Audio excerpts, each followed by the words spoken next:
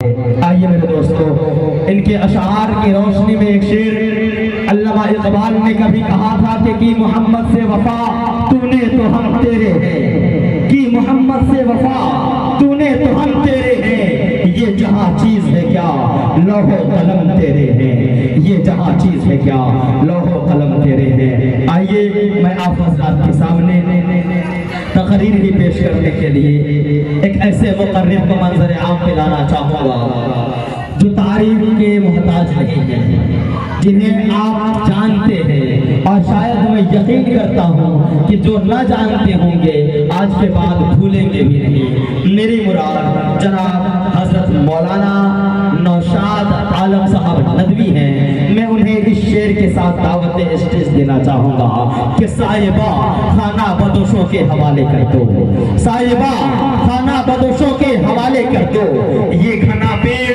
پرندوں کے حوالے کر دو، کہ صاحبہ خانہ بدوشوں کے حوالے کر دو، یہ گھنا پیڑ پرندوں کے حوالے کر دو۔ ارے ٹھنڈ کے موسم میں بھی سڑ جاتا ہے باسی کھانا، ٹھنڈ کے موسم میں بھی سڑ جاتا ہے باسی کھانا، ارے بچ گیا ہو تو کچھ غریبوں کے حوالے کر دو، بچ گیا ہو تو کچھ غریبوں کے حوالے کر دو۔ موسم محمد صلی اللہ تعالی علیہ وسلم، اما بعد فاعوذ باللہ من الشیطان الرجیم، بسم اللہ الرحمن الرحیم۔ ما كان محمد أبا أحد من رجالكم ولكن رسول الله وخاتم النبيين، صدق الله مولانا العظيم۔ قال النبي الكريم صلى الله تعالى عليه وسلم، سيكون في أمتي 30 كذابون كلهم يزعم أنه نبي وأنا خاتم النبيين لا نبي بعدي، أو كما قال عليه الصلاة والسلام۔ سرزمین رڑیا کے غیور مسلمانوں، نوجوانوں، بزرگوں، خصوصاً کارکنان جلسہ جنہوں نے تحفظ ختم نبوت کے نام سے ایک مجلس کا انعقاد کیا ہے۔ اسٹیج پر جلوہ افروز واجب التعظیم معزز و مکرم حضرات علماء کرام، در پردہ تشریف فرما میری مائیں اور بہنیں، میں دل کی گہرائی سے تمام لوگوں کو مبارکبادی پیش کرتا ہوں کہ تحفظ ختم نبوت کے نام سے آج کے اس پروگرام کا انعقاد کیا گیا ہے۔ یہ موضوع بہت ہی حساس اور بہت ہی اہم موضوع ہے۔ اس عنوان کے 2 پارٹ ہیں، 2 حصے ہیں۔ پہلا پارٹ ہے تحفظ ختم نبوت اور دوسرا پارٹ ہے تعلیمی بیداری۔ وقت دیا گیا ہے 25 سے 30 منٹ، اور اسی 25 سے 30 منٹ کے اندر مجھے اپنی بات رکھنی ہے۔ دعا کریں کہ مولا کریم مختصر وقت میں صحیح پر اثر بات کہنے کی توفیق عطا فرمائے، اور ہم سب کو جو باتیں کہی جائے ان کہی ہوئی تمام باتوں پر عمل کرنے کی توفیق عطا فرمائے۔ ہم سب یہاں سننے کے ارادے سے اور سننے کے بعد عمل کرنے کے ارادے سے آئے ہیں، تب تو ہمارا آنا کار آمد ہے، اور اگر سن کر کے یہیں پر چھوڑ کر جانے کے ارادے سے آئے ہیں تو رات کی نیند بیکار کرنا، قربان کرنا، یہاں بیٹھنا، یہ ساری چیزیں فضول اور لغو ہے۔ ارادہ کیجئے کہ جو باتیں اب تک کہی گئی ہے اور جو باتیں کہی جائے گی انشاءاللہ ہم تمام باتوں پر عمل کرنے کرنے کی کوشش کریں گے۔ ہم سب کا ایمان اور عقیدہ ہے کہ کالی کملی والے جناب محمد رسول اللہ صلی اللہ علیہ وسلم اللہ کے آخری پیغمبر ہے، اللہ کے آخری نبی ہے، اللہ کے آخری رسول ہے۔ نبی اکرم صلی اللہ علیہ وسلم کے بعد کوئی نبی نہ آیا ہے اور نہ قیامت تک کوئی نبی آئے گا۔ قرآن مجید کی ایک دو آیات میں نہیں بلکہ سینکڑوں آیات میں نبی اکرم صلی اللہ علیہ وسلم کے ختم الرسول ہونے کی شہادت موجود ہے، آخری پیغمبر ہونے کی شہادت موجود ہے، آخری نبی ہونے کی شہادت موجود ہے، آخری میسنجر ہونے کی شہادت موجود ہے۔ قرآن مجید کے بعد تقریباً 200 احادیث کے اندر نبی اکرم صلی اللہ علیہ وسلم نے فرمایا کہ میں خدا کا آخری پیغمبر ہوں، میں خدا کا آخری رسول ہوں، میں خدا کا آخری نبی ہوں، میرے بعد کوئی پیغمبر نہیں آئے گا، میرے بعد کوئی نبی نہیں آئے گا، میرے بعد کوئی رسول نہیں آئے گا۔ ہم سب کا ایمان، یقین، اعتقاد ہے کہ نبی اکرم صلی اللہ علیہ وسلم اللہ کے آخری نبی ہے، اللہ کے آخری پیغمبر ہے، اللہ کے آخری رسول ہے۔ آپ کے بعد کوئی پیغمبر نہ آیا ہے نہ آئے گا، آپ کے بعد کوئی نبی نہ آیا ہے نہ آئے گا، آپ کے بعد کوئی رسول نہ آیا ہے نہ آئے گا۔ میرے بات چل رہی ہے بڑی واہ۔ نبی کے آنے کا سلسلہ حضرت آدم علیہ السلام سے شروع ہوا۔ حضرت آدم علیہ السلام کے بعد حضرت نوح علیہ السلام نبی بن کر آئے، حضرت شیش علیہ السلام نبی بن کر کے آئے، حضرت ہود علیہ السلام نبی بن کر آئے، حضرت صالح علیہ السلام نبی بن کر آئے، حضرت ابراہیم علیہ السلام نبی بن کر آئے، حضرت یعقوب علیہ السلام نبی بن کر آئے، حضرت یوسف علیہ السلام نبی بن کر آئے، حضرت اسحاق علیہ السلام نبی بن کر آئے، حضرت موسیٰ علیہ السلام نبی بن کر آئے، حضرت عیسیٰ علیہ السلام نبی بن کر آئے۔ نبوت کا جو سلسلہ حضرت آدم علیہ السلام سے شروع ہوا تھا، کالی کملی والے جناب محمد رسول اللہ صلی اللہ علیہ وسلم پر آ کر اس سلسلے کا اختتام ہو جاتا ہے، خاتمہ ہو جاتا ہے۔ نبی اکرم صلی اللہ علیہ وسلم نے فرمایا کہ لوگوں، میرے بعد اگر کوئی نبوت کا دعویٰ کرے گا تو وہ جھوٹا ہوگا۔ اللہ کے نبی کی کسی بھی حدیث سے یہ ثابت نہیں ہے کہ اللہ کے نبی نے یہ کہا ہو کہ میرے بعد کوئی نبی آئے گا، میرے بعد کوئی رسول آئے گا، میرے بعد کوئی پیغمبر آئے گا۔ تقریباً 210 حدیثیں نبی اکرم صلی اللہ علیہ وسلم کی ہے، جن احادیث کے اندر یہ کہا گیا کہ آپ اللہ کے آخری پیغمبر، آخری نبی، آخری رسول ہیں۔ اللہ کے نبی نے فرمایا سَيَكُونُ فِي أُمَّتِي 30 كَذَّابُونَ، میرے بعد نبوت کا دعویٰ ہوگا، لوگ میرے بعد نبوت کا دعویٰ کریں گے، لیکن وہ سارے کے سارے کذاب ہوں گے، وہ سارے کے سارے جھوٹے ہوں گے۔ ان میں سے ہر کسی کا دعویٰ ہوگا کہ میں اللہ کا پیغمبر ہوں، ان میں سے ہر کسی کا دعویٰ ہوگا کہ میں اللہ کا رسول ہوں، لیکن ان میں سے کوئی اللہ کا پیغمبر نہیں ہوگا، ان میں سے کوئی اللہ کا رسول نہیں ہوگا۔ یہ نبی اکرم صلی اللہ علیہ وسلم کی حدیث ہے۔ آقا مدنی علیہ السلام نے فرمایا انا خاتم النبیین۔ خاتم اگر بالفتح ہے تو اس کا معنی ہوتا ہے محرم، اور خاتم اگر ہے تو خاتم النبیین، نبوت کا خاتمہ کرنے والا۔ خاتم بھی پڑھ سکتے ہیں، خاتم بھی پڑھ سکتے ہیں، اور ہم مہر کہاں پر لگاتے ہیں؟ بالکل آخر میں لگاتے ہیں، جس کے بعد لکھنے کی کوئی گنجائش نہیں ہوتی ہے، وہاں پر ہم مہر لگاتے ہیں۔ اللہ کے نبی علیہ السلام نے آ کر مہر لگا دیا کہ اب میرے بعد کوئی پیغمبر نہیں آئے گا، اب میرے بعد کوئی نبی نہیں آئے گا، اب میرے بعد کوئی رسول نہیں آئے گا۔ نبی اکرم صلی اللہ علیہ وسلم کی رخصت ہو جانے کے بعد چند لوگوں نے نبوت کا دعویٰ کر دیا کہ میں اللہ کا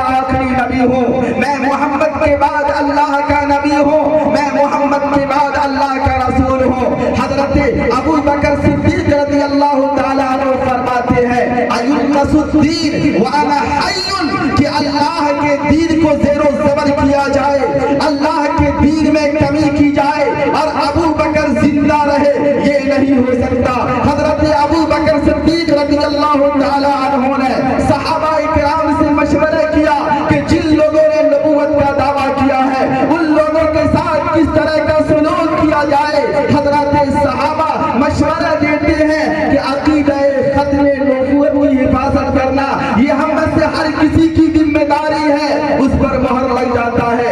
11 صحابی رسول مدینہ منورہ سے نکلتے ہیں اور ان تمام لوگوں تک جنہوں نے نبوت کا دعویٰ کیا تھا ان تک پہنچتے ہیں، ان میں سے بعض کو کیفر کردار تک پہنچاتے ہیں اور بعض ڈر سے توبہ اور تائب کر کے مذہب اسلام میں واپس آ جاتے ہیں۔ حضرت ابو ہریرہ رضی اللہ تعالی عنہ فرماتے ہیں اللہ الذی لا الہ الا هو واللہ انا لولا ابا بکر استخلف بعد محمد صلی اللہ علیہ وسلم ما عبد اللہ، کہ نبی اکرم صلی اللہ علیہ وسلم کے بعد اگر حضرت ابو بکر صدیق رضی اللہ تعالی عنہ خلافت کی ذمہ داری نہ لیتے، خلافت کے بعد دور کو نہ سنبھالتے تو زمین پر اللہ کی عبادت نہیں کی جاتی۔ اس طرح حالات بگڑ چکے تھے، اس طرح ماحول خراب ہو چکا تھا۔ حضرت ابو ہریرہ رضی اللہ تعالیٰ عنہ کو کہنا پڑا کہ نبی اکرم صلی اللہ علیہ وسلم کے بعد اگر حضرت ابو بکر صدیق رضی اللہ تعالیٰ عنہ خلافت کے بعد دور کو نہ سنبھالتے تو زمین پر اللہ رب العالمین کی عبادت نہ کی جاتی۔ ایک دو نہیں بلکہ 7000 حفاظ قرآن کو حضرت ابو بکر صدیق رضی اللہ تعالیٰ عنہ نے عقیدہ ختم نبوت کی حفاظت کے لیے شہید کروایا، اور غیر حفاظ کی تعداد اس سے کئی گنا زیادہ تھی۔ یہ سارے کے سارے عقیدہ ختم نبوت کی حفاظت کے لیے شہید ہو گئے۔ نبی اکرم صلی اللہ علیہ وسلم کی 23 سالہ زندگی میں 254 صحابہ کرام نے دین اسلام کی حفاظت کی خاطر اپنی جان کا نذرانہ پیش کیا۔ خلافت راشدہ کی 25 سالہ تک 50 سالہ طویل مدت میں 27,000 صحابہ کرام نے اسی دین کی خاطر ختم نبوت کی حفاظت کی خاطر اپنی جان کا نذرانہ پیش کیا۔ میں آپ سے پوچھوں کہ مذہب اسلام کا سب سے پہلا شہید کون ہے تو آپ نہیں بتا پائیں گے، میں بتاتا ہوں آپ کو۔ حضرت خدیجہ الکبریٰ رضی اللہ تعالی عنہا کے پہلے شوہر سے جو بیٹا تھا ان کا نام حضرت زید ابن ابی حالہ رضی اللہ تعالی عنہ ہے۔ حضور اکرم صلی اللہ علیہ وسلم کے سوتیلے بیٹے ہیں حضرت زید ابن ابی حالہ رضی اللہ تعالی عنہ نے اسی دین کی خاطر، مذہب اسلام کی خاطر، اعلاء کلمت اللہ کی خاطر، ختم نبوت کی حفاظت کی خاطر اپنی جان کا نذرانہ پیش کیا۔ حضرت ابو رافع رضی اللہ تعالی عنہ یہ صحابہ میں سب سے آخری شہید شمار کیے جاتے ہیں۔ انہوں نے اعلاء کلمت اللہ کی خاطر، حضور اکرم صلی اللہ علیہ وسلم کی ناموس کی حفاظت کی خاطر، ختم نبوت کی حفاظت کی خاطر، اعلاء کلمت اللہ کی خاطر اپنے جان کا نذرانہ پیش کیا۔ مرد تو مرد، عورتوں نے بھی اس دین کی خاطر اپنی جان کا نذرانہ پیش کیا ہے۔ عورتوں میں سب سے پہلے شہید ہونے والی خاتون کا نام حضرت سمیہ رضی اللہ تعالی عنہا ہے۔ حضرت سمیہ رضی اللہ تعالی عنہا نے اسی دین کی بقا کی خاطر، اعلاء کلمت اللہ کی خاطر، ایمان کی حفاظت کی خاطر، عقیدہ ختم نبوت کی خاطر اپنی جان کا نذرانہ پیش کیا۔ عورتوں میں سب سے آخر میں شہید ہونے والی کا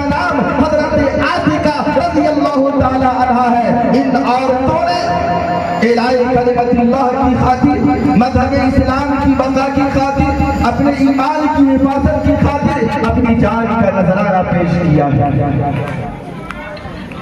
آج شکیل بن حنیف نام کا ملعون آتا ہے اور لوگوں کو برگلانے کی کوشش کرتا ہے، کبھی تو مسیح موعود ہونے کا دعویٰ کرتا ہے، کبھی مہدی ہونے کا دعویٰ کرتا ہے، بھولے بھالے مسلمانوں کو اپنے چنگل میں پھنسانے کی کوشش کرتا ہے۔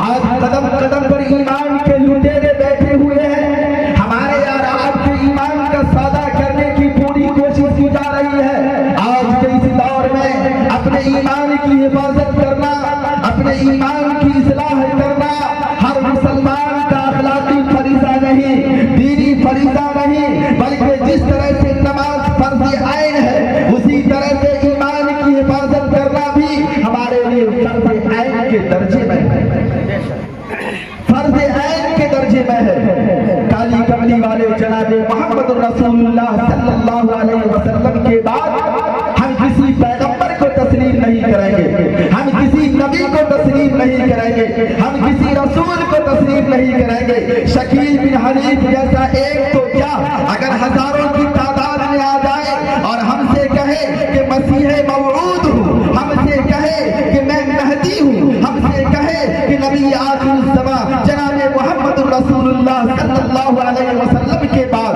میں خدا کا پیغمبر ہوں، میں خدا کا رسول ہوں، میں خدا کا نبی ہوں، تو ایسے لوگوں کا بھرپور استقبال کیا جائے گا، باتوں سے نہیں بلکہ جوتا اور چپل سے۔ مانیں گے کسی کو؟ مانیں گے اللہ کے نبی علیہ السلام کے بعد کسی کو نبی مانیں گے؟ نہیں مانیں گے۔ کسی کو رسول مانیں گے؟ نہیں مانیں گے۔ کسی کو پیغمبر مانیں گے؟ نہیں مانیں گے۔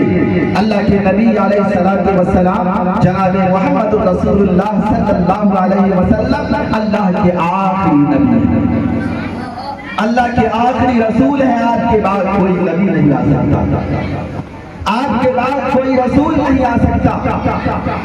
بہت سارے مسلمان آج ارتداد کے شکار ہو رہے ہیں، ایسے لچے لفنگے اور آوارہ قسم کے لوگوں کو کوئی نبی مان لیتا ہے، کوئی مسیح موعود مان لیتا ہے، کوئی مہدی مان لیتا ہے، ان کے ہاتھ پر بیعت کر لیتا ہے، ان پر ایمان لے آتا ہے۔ نتیجہ یہ ہوتا ہے کہ جو انسان جنت میں پہنچنے کے مستحق ہو چکا تھا، جنت کے بالکل قریب ہو چکا تھا، وہ انسان جہنم کا ایندھن بن جاتا ہے، وہ انسان جہنم کا ایندھن بن کر اس دنیا سے جا رہا ہے۔ ایسے نازک دور میں، ایسے پرفتن حالات میں سب سے بڑی ذمہ داری ایمان کی حفاظت کی ذمہ داری ہے۔ نبی اکرم صلی اللہ علیہ وسلم آئے تو پوری دنیا میں انقلاب آ گیا، پوری دنیا میں انقلاب آ گیا، بچوں میں انقلاب آیا، نوجوانوں میں انقلاب آیا، بزرگوں میں انقلاب آیا، عورتوں میں انقلاب آیا، مردوں میں انقلاب آیا۔ ایسا انقلاب آیا، انقلاب کی ایک مثال میں آپ کے سامنے رکھتا ہوں۔ میری مائیں اور بہنیں، آپ سے بھی توجہ چاہتا ہوں، نوجوانوں سے توجہ چاہتا ہوں، بزرگوں سے توجہ چاہتا ہوں کہ ایک صحابی رسول مسجد کے اندر حضور اکرم صلی اللہ علیہ وسلم کی ابتدا میں نماز ادا کرتے ہیں۔ روزانہ عصر کی نماز میں سلام پھیرتے ہی اٹھ کر چلے جاتے ہیں۔ نبی اکرم صلی اللہ علیہ وسلم نے دیکھا کہ سلام پھیرتے ہی یہ شخص اٹھ کر چلا جاتا ہے۔ ایک روز اللہ کے نبی علیہ السلام نے اس صحابی رسول کو اپنے پاس بلایا اور اس سے پوچھا کہ بھائی کیا بات ہے، سلام پھیرتے ہی تم اٹھ کر چلے جاتے ہو، کیا بات ہے؟ تو اس صحابی رسول نے فرمایا، اللہ کے نبی علیہ السلام اب تک یہ بات چھپی ہوئی تھی، میں نے کسی کے سامنے اس بات کا اظہار نہیں کیا تھا، لیکن آپ نے پوچھ دیا تو مجھے بتانا ہی پڑے گا، آپ نے پوچھ دیا تو مجھے بتانا پڑے گا۔ وہ صحابی رسول کہتے ہیں، اللہ کے نبی علیہ السلام میرے تن بدن پر صرف 2 چادر ہے، صرف 2 چادر ہے۔ میں نے اپنے گھر میں ایک گڑھا کھود رکھا ہے جب اذان ہوتی ہے نماز کا وقت ہوتا ہے میری بیوی اس گڈھے کے اندر داخل ہو جاتی ہے، وہ چادر اوڑھ کر میں مسجد میں آتا ہوں، آپ کی ابتدا میں نماز ادا کرتا ہوں، آپ جیسے ہی سلام پھیرتے ہیں اس خوف سے کہ دیر ہو جائے گی تو میری بیوی کی نماز قضا ہو جائے گی، اس میں تاخیر ہو جائے گی، میں آپ کے سلام پھیرتے ہی یہاں سے جاتا ہوں، یہ کپڑا اپنے جسم سے اتار کر اپنی بیوی کو دیتا ہوں، میری بیوی گڈھے سے نکلتی ہے اور نماز ادا کرتی ہے۔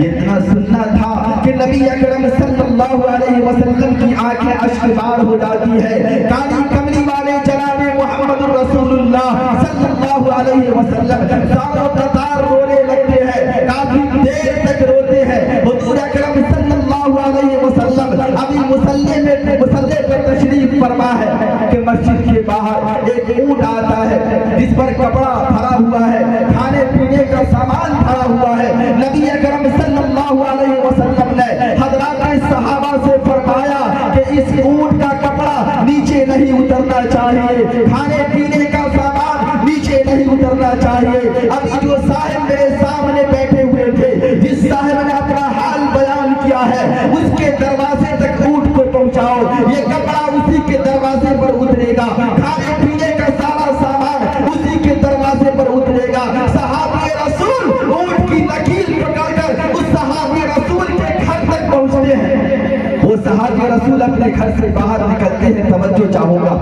وہ صحابی رسول اپنے گھر سے باہر نکلتے ہیں، پوچھا کہ کیا ہے، کہا اونٹ ہے، اونٹ کے اوپر کیا ہے، کہا کپڑا ہے، اور کیا ہے، کھانے پینے کا سامان ہے، کس نے بھیجا ہے، کہا جناب محمد رسول اللہ صلی اللہ علیہ وسلم نے بھیجا ہے۔ اس صحابی رسول کی بیوی اپنے گھر سے نکلتی ہے اور اپنے شوہر سے پوچھتی ہے کہ یہ اونٹ کیسا ہے، یہ کپڑا کیسا ہے، یہ کھانے پینے کا سامان کیسا ہے۔ وہ صحابی رسول اپنی بیوی سے کہتے ہیں اللہ کے نبی علیہ السلام نے میرے لیے تمہارے لیے کپڑا بھیجا ہے، کھانے پینے کا سامان بھیجا ہے۔ میری ماں اور بہنیں، اس خاتون نے جو کہا اس کو سر کے کانوں سے نہیں بلکہ دل کے کانوں سے سننے کی ضرورت ہے۔ صحابی رسول کی بیوی کہتی ہے اگر مذہب اسلام میں طلاق دینے کی اجازت ہوگی، کس کو؟ عورت کو۔ اگر مذہب اسلام میں عورت کو طلاق دینے کی اجازت ہوتی تو آج میں آپ کو طلاق دے دیتی، آج سے میرا اور آپ کا رشتہ ختم ہو جاتا۔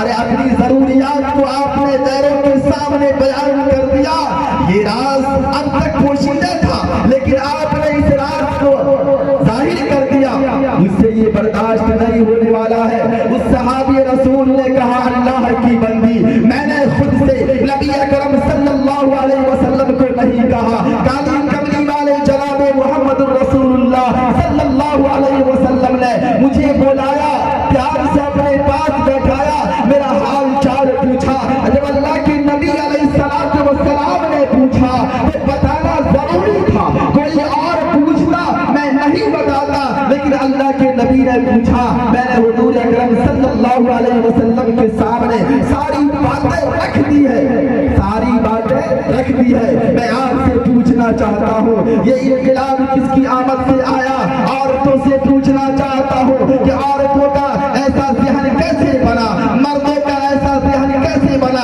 یقیناً کالی کملی والے جناب محمد رسول اللہ صلی اللہ علیہ وسلم کی آمد کی وجہ سے بنا۔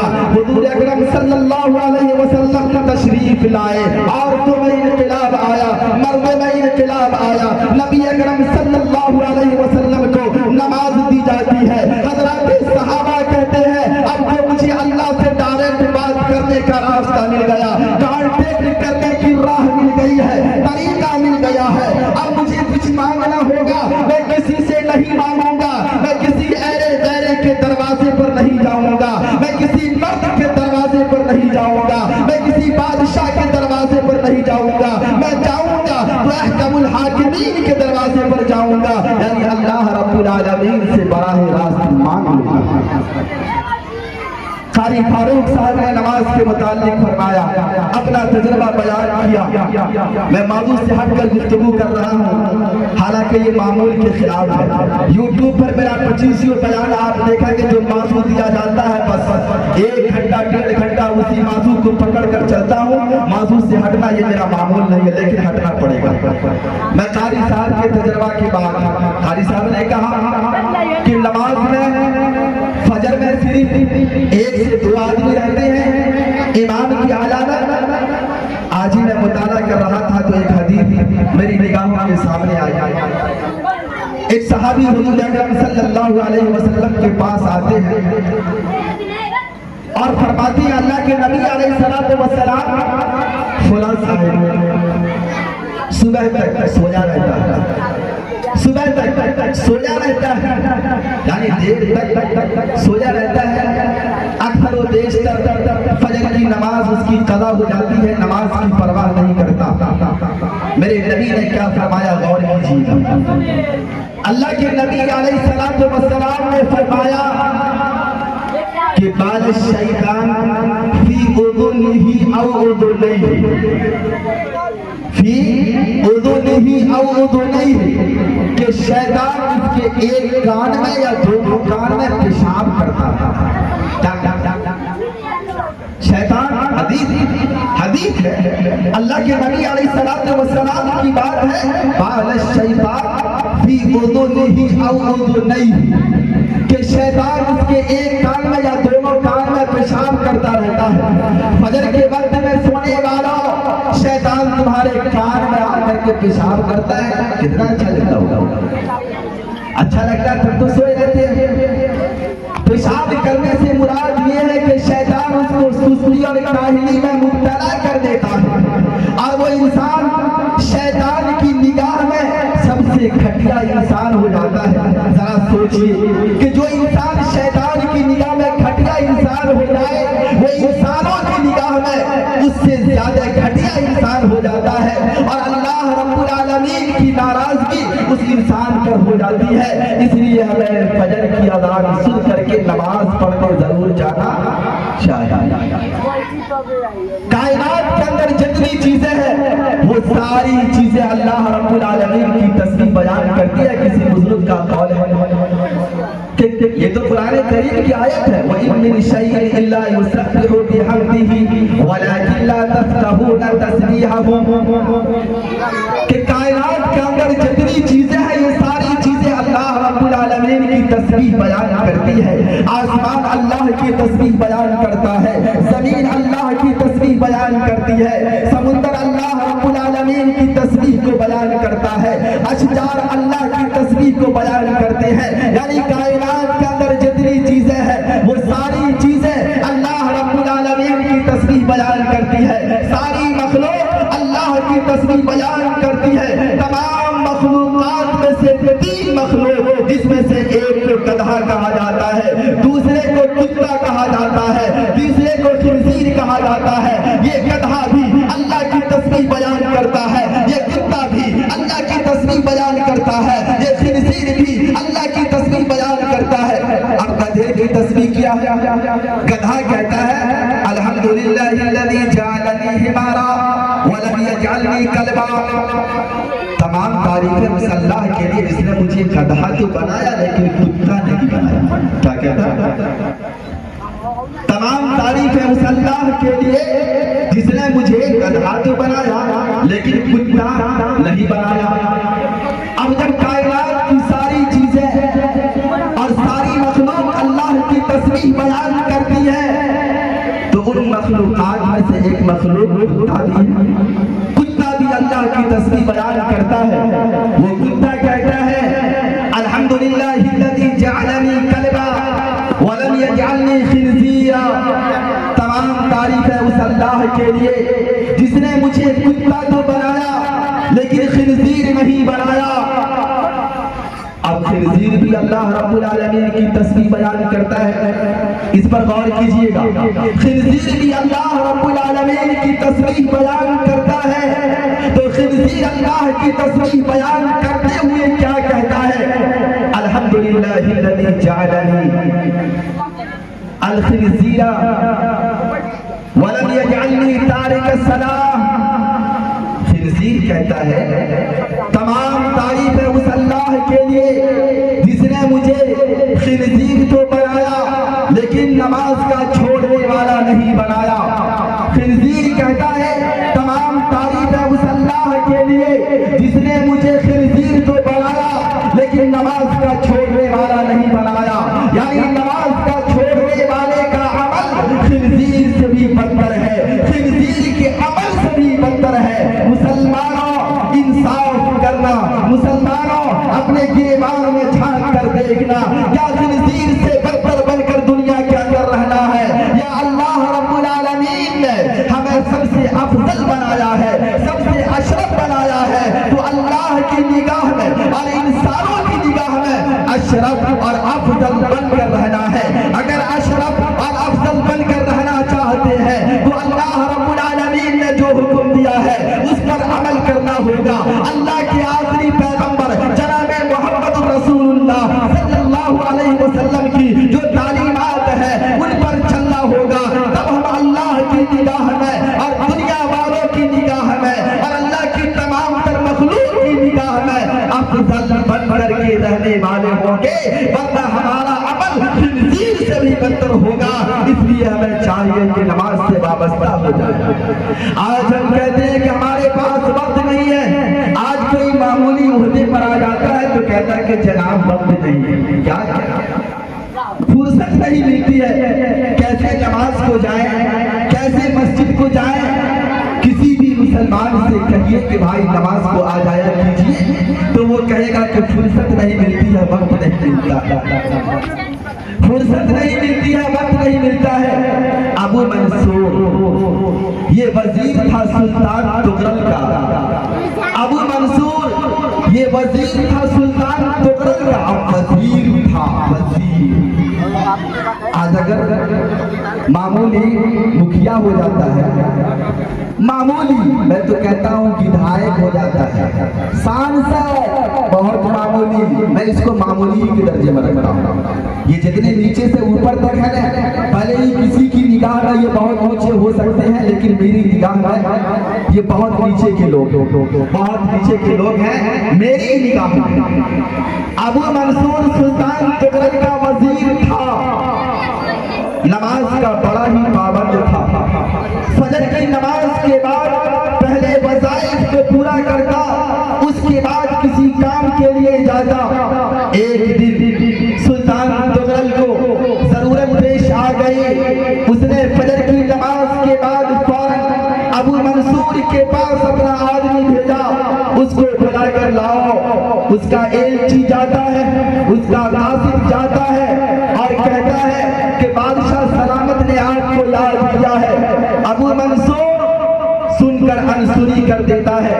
وظیفہ پورا کرنے کے بعد جب بادشاہ کے پاس آتا ہے, بادشاہ غصے سے کہتا ہے, آنکھیں لال کر کے کہتا ہے کہ میں نے تمہارے پاس آدمی بھیجا, تم نے آنے میں ٹال مٹول کیا, تم نے آنے میں تاخیر کی, تم نے آنے میں دیر کر دی. ابو منصور کا جواب سنو, ابو منصور کا جواب سنو ایمان والو.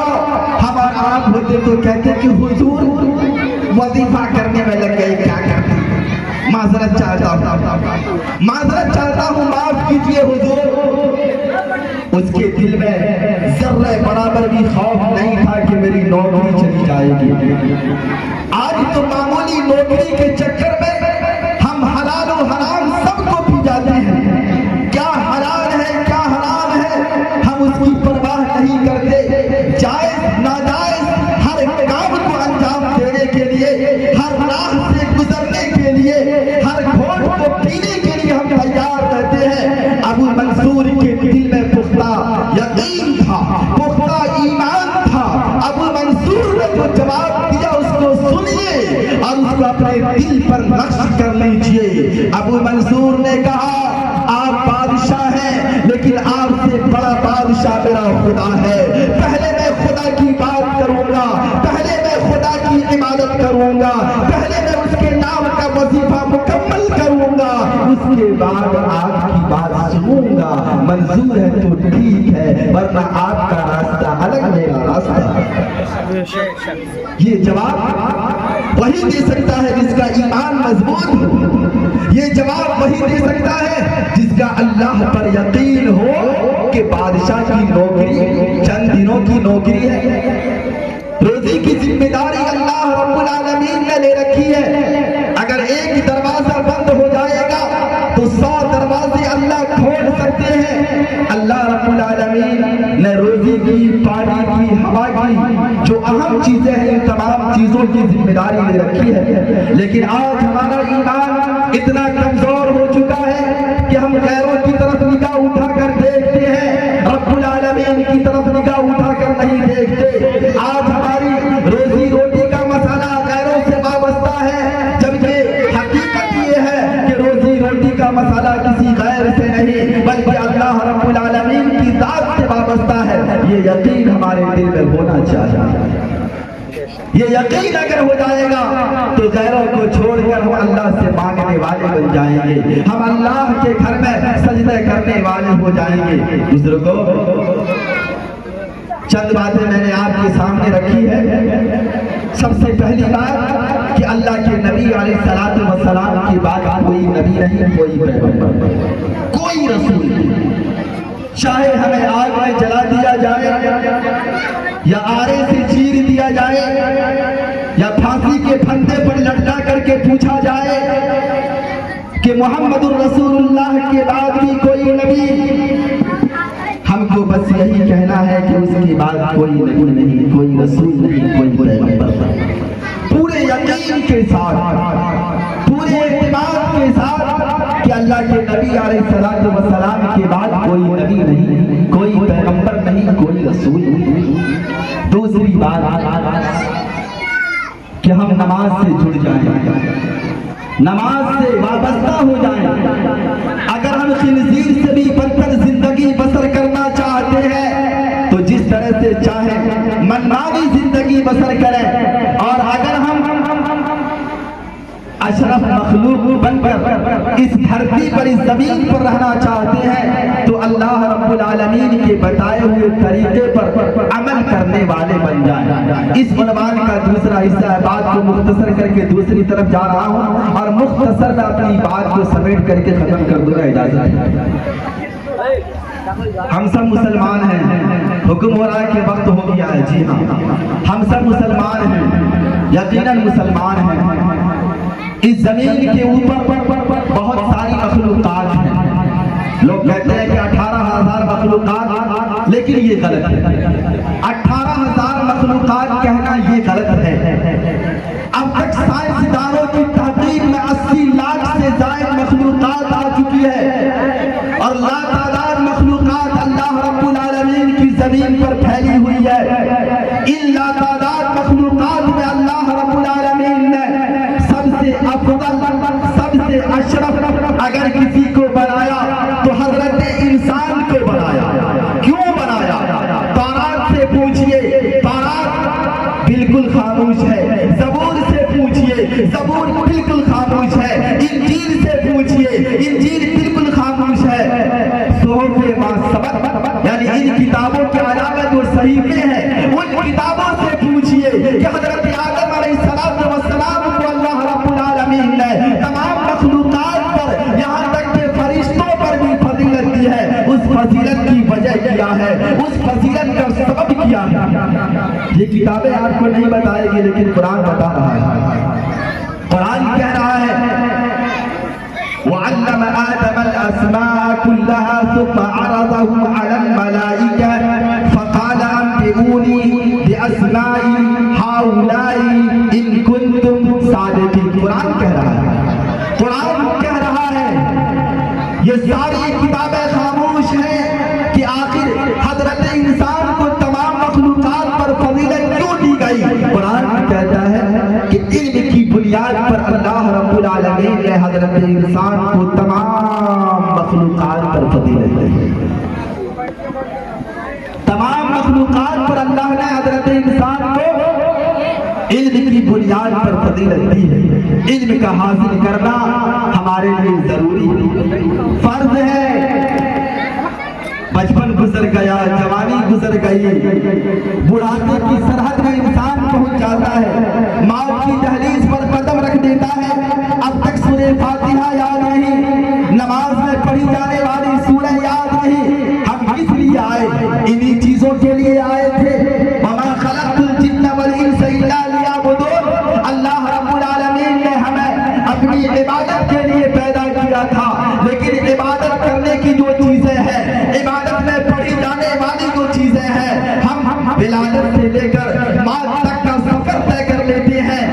ہمیں وہ چیزیں بھی یاد نہیں ہو پاتی ہے، ہم ان چیزوں کو نہیں سیکھ پاتے ہیں، ان چیزوں کی جانکاری اور ان چیزوں کا علم نہیں ہو پاتا ہے، ہمارے لیے افسوس صد افسوس کا مقام ہے۔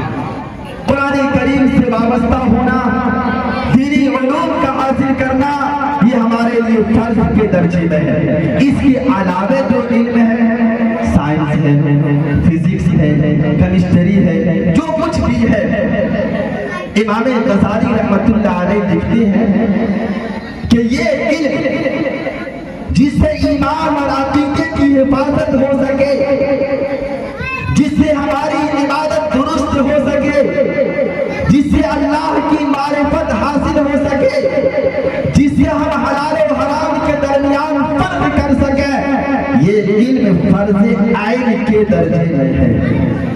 جس طرح سے نماز فرض عین کے درجے میں ہے کہ الگ الگ ہر ایک کے ذمہ نماز فرض ہے، اسی طرح سے قرآن کریم کا علم یعنی دینی علم کا حاصل کرنا ہر مسلمان کے لیے فرض عین کے درجے میں ہے۔ اس کے علاوہ جو دنیاوی علوم ہے یہ فرض کفایہ کے درجے میں ہے، فرض کفایہ کے درجے میں یہ دنیاوی علوم ہے۔ ہم مسلمانوں کو چاہیے کہ دینی علم بھی حاصل کریں اور دنیاوی علوم بھی حاصل کریں۔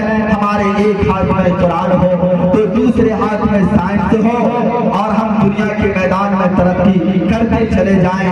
ہماری پہچان ہر ایک سے الگ ہونی چاہیے، اس لیے کہ ہم مسلمان ہیں، اللہ کی وحدانیت اور رسول اکرم صلی اللہ علیہ وسلم کی رسالت کا اقرار کرنے والے ہیں۔ مولا کریم ہمیں اور آپ کو جو باتیں کہی